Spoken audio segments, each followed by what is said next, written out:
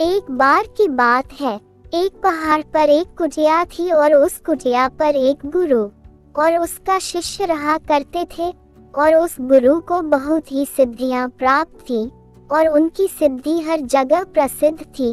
वो वहाँ के लोगों में इतनी ज्यादा प्रचलित है कि लोग उनकी शक्तियों से भली भांति परिचित थे। वह ध्यान में बहुत ही ज्यादा लीन रहते थे। उनके ध्यान की शक्ति की खास बात ये थी कि वह ध्यान करते करते भविष्य देखने में सक्षम थे। एक बार ऐसे ही वे ध्यान में लीन थे तो एकाएक देखते हैं कि अगले 10 दिनों बाद उनके शिष्य की मृत्यु तय है और यह भविष्य देखकर वह अत्यधिक व्यथित हो जाते हैं और परेशान होते हैं। उनका ध्यान एकाएक भंग हो जाता है और वह सारी बातों को सोचकर घबरा जाते हैं और वह सोच में डूब जाते हैं कि मेरे शिष्य के पास जीवन के केवल 10 ही दिन शेष हैं। इसके बाद गुरु अपने शिष्य के पास जाते हैं और उससे कहते हैं कि मैं सोच रहा हूँ कि तुम अगले 10 दिनों के लिए अपने परिवार के पास उनके गांव में मिलने के लिए चले जाओ। यह बातें सुनकर उनका शिष्य बहुत ज्यादा खुश हो जाता है और वह अपने गुरु को कहता है कि गुरु जी, सच में मुझे भी बहुत दिनों से अपने परिवार वालों की याद आ रही थी। मैं भी सोच रहा था कि मैं भी अपने परिवार वालों के पास जाकर मिल लेता हूँ। और वह अपने गुरु से आज्ञा लेते हुए पहाड़ी से नीचे की ओर चलना शुरू कर देता है। लेकिन वह इस बात पर ध्यान नहीं देता है कि उसके गुरु की आंखों में आंसू आए हुए हैं।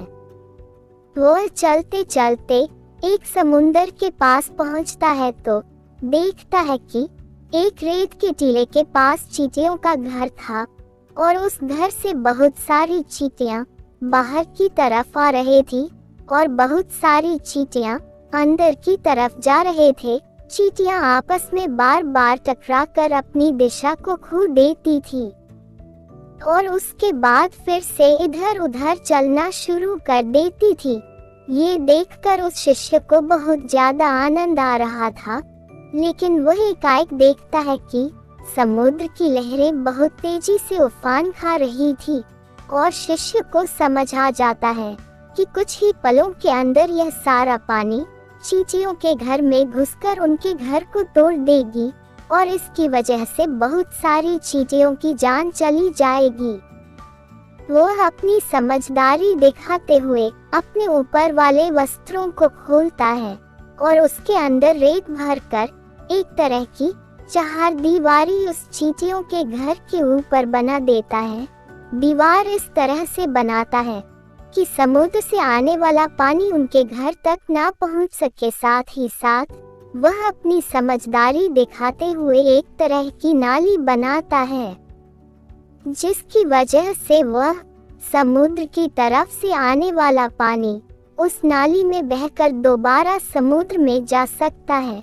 इस समझदारी की वजह से बहुत सारी चींटियों की जान बचा लेता है और अपने घर की ओर निकल जाता है। वह अपने परिवार के पास आ जाता है और उसे पता भी नहीं चलता कि कैसे समय गुजर जाता है। वह अपना सामान बांधकर सोचता है कि अगले दिन मैं अपने गुरु के पास वापस चला जाऊंगा। अगले ही दिन में सुबह सुबह वह अपने गुरु के पास जाने के लिए निकल जाता है। वहाँ उसके गुरु कुटिया में बहुत ही ज्यादा दुखी होते हैं। उनको लगता है कि उनके शिष्य के 10 दिन पूरे हो गए। अब तक तो मेरा शिष्य इस दुनिया को छोड़कर जा चुका होगा। वह गुरु उसके दुख में होते हैं कि एकाएक वह देखते हैं कि कोई मनुष्य उनकी कुटिया की ओर आ रहा है। वह जब ध्यान से देखते हैं तो उनको पता चलता है कि ये तो उन्हीं का शिष्य है जो उनकी ओर चला आ रहा है।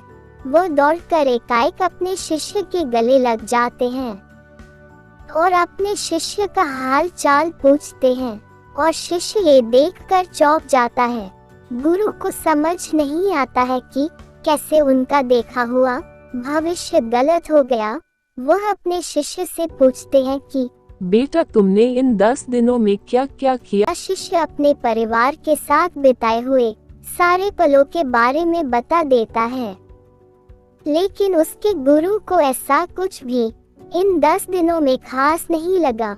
फिर शिष्य कहता है कि मैं आपको एक बात बताना भूल गया।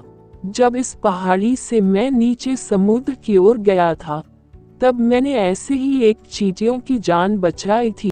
उसके बाद गुरु समझ जाते हैं कि उसके कर्मों की वजह से ही वह शिष्य बच पाया था, और गुरु एकाएक कहते हैं कि कर्म जरूर लौट कर आते